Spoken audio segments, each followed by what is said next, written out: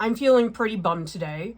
I did not get the artist grant that I applied for. It was the Utah Artist Fellowship grant for $5,000.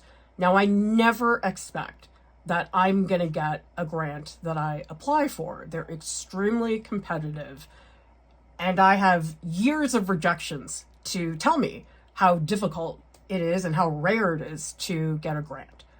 But it's a bummer. I'm not going to go into some spiral about what a terrible artist I am, but you do think about it for a day or two. And I was a little bit sad because when they told me I didn't get it, they hadn't announced the winners. And just a couple of days ago, they announced the winners. I was like, oh, I gotta Google them all. I need to compare myself to them. Not really. It's not about that.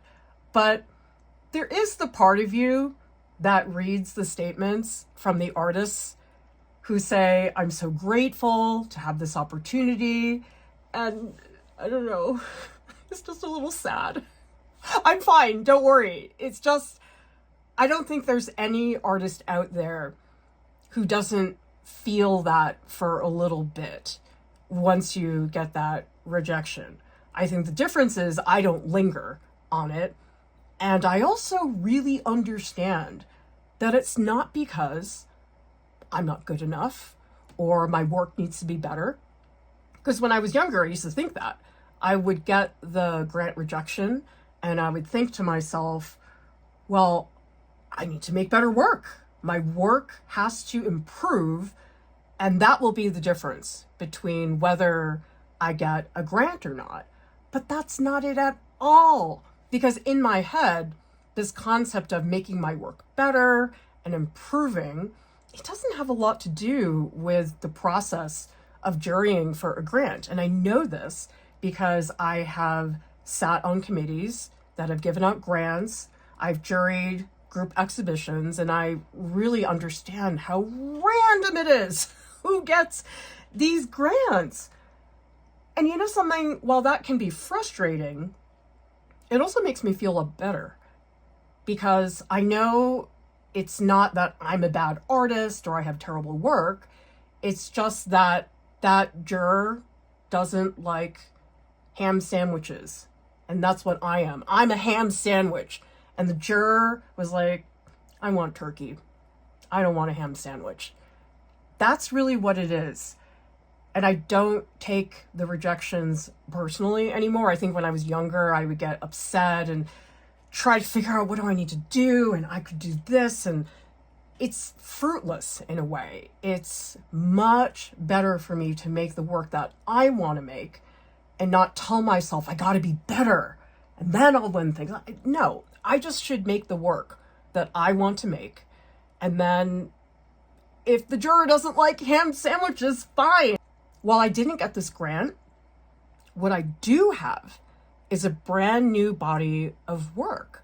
And now I have the work to be able to apply to residencies, to other grants, because I was spending so much time on Art Prof in the past decade or so. I really put exhibiting aside because when I was in academia, it was that publish or perish thing. Like you have to be regularly be in shows and get your work in museum collections and stuff like that. And I just got so tired of investing so much time and money into exhibitions that really were not helping me that much, because at that stage I had pages and pages of exhibitions and I thought, okay, it's fine. I want to do something else.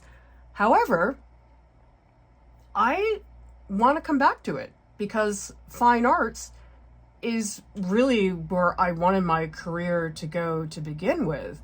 And now I've got the other statement, which was a pain in the butt to write, but I have it now. And I have the artwork to apply to other grants and also residencies. And so a lot of people would look at this experience and see it as a bad one. Oh, you didn't get the grant. And sometimes the other way to look at it is, oh my gosh, I slaved over that artist statement and that was all for nothing. But it's not, because now if I want to apply for another grant, I just have to do the paperwork. Like, I don't have to make the work. And so that's the thing, is it's not about the rejection as much as it is creating opportunities for yourself to make that work. Because my fine arts work has been super fragmented. I've been doing a little here, a little there, but nothing really that focused. Putting together this grant application was a pain in my butt. I had to do it in a mad rush. I never enjoy writing artist statements. This one in particular was a little bit harder for me because it was very personal, but I have the work now. And I think it's important when we submit for things, or we try to get a show in a gallery, or we get rejected from somebody like that, is that is one thing that came out of this experience. But what I came out of this with is a whole new body of work and an artist statement that's ready to go.